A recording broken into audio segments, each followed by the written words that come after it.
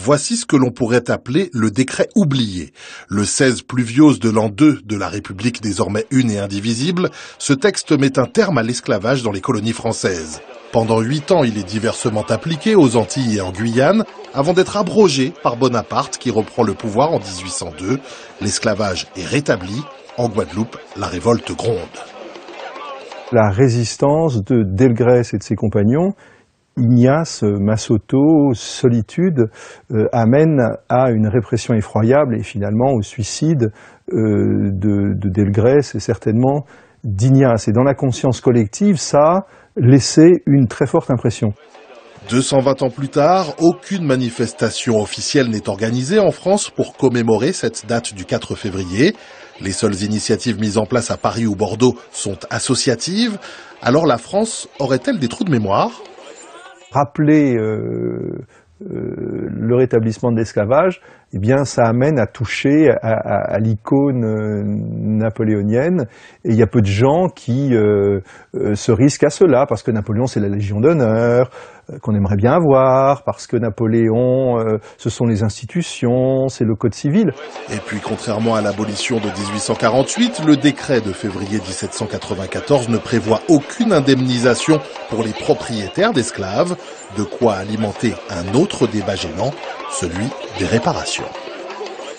Et avec nous ce soir l'historienne Myriam Cothias, présidente du comité pour la mémoire et l'histoire de l'esclavage. Bonsoir. Bonsoir. Madame Cothias, est-ce qu'on peut dire que cette abolition, c'est l'abolition oubliée, cette première abolition ? Alors j'aimerais savoir ce que l'on entend par oubli, à vrai dire, parce que moi ce que je trouve qui est oublié là dans le récit qui est fait de cette première abolition, c'est surtout Saint-Domingue, et c'est surtout la révolte des esclaves de 1792 à Saint-Domingue, et qui va conduire à la première abolition de l'esclavage, qui est une abolition locale qui va se faire à Saint-Domingue, à laquelle va répondre la Convention en abolissant l'esclavage dans toutes les colonies françaises. Alors, c'est vrai, ça a été diversement appliqué, par exemple pas du tout à la Martinique, puisque les colons de la Martinique vont livrer la colonie aux Anglais pour éviter cette abolition de l'esclavage.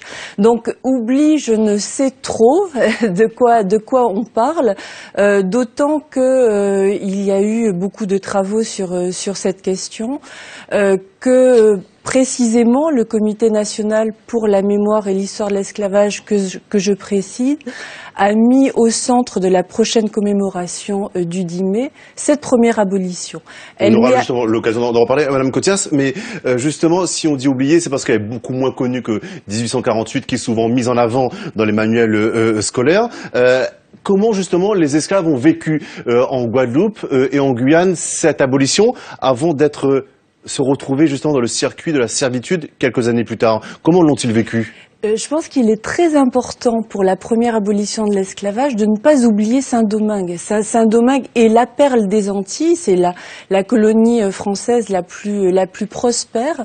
Donc il est impossible de ne pas parler de Saint-Domingue. Et là, ça serait un oubli effroyable de ne pas pour de la ne Guadeloupe pas et le la faire. Guyane. Alors, pour la Guadeloupe et la Guyane, on est dans un régime qui est un régime de contrainte, même si l'abolition de l'esclavage a eu lieu, mais c'est un régime de contrainte et de mise au travail des anciens esclaves qui est terrible. C'est lié à Victor Hugo, c'est lié aussi au régime de la terreur qui se passe aussi bien en France que dans les colonies françaises. Donc oublie, je pense que c'est excessif et surtout que c'est inexact. Dernière question, vraiment réponse en un mot, Madame Cothias. La date du 10 mai a toujours été retenue depuis quelques années pour commémorer l'abolition de l'esclavage au plan national. Pourquoi on n'a pas retenu la date du 4 février plutôt que celle du 10 mai ?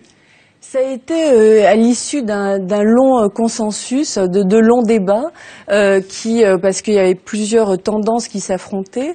C'est finalement la date du 10 mai qui est retenue et qui doit faire consensus, parce qu'il ne faut pas se tromper d'objectif non plus.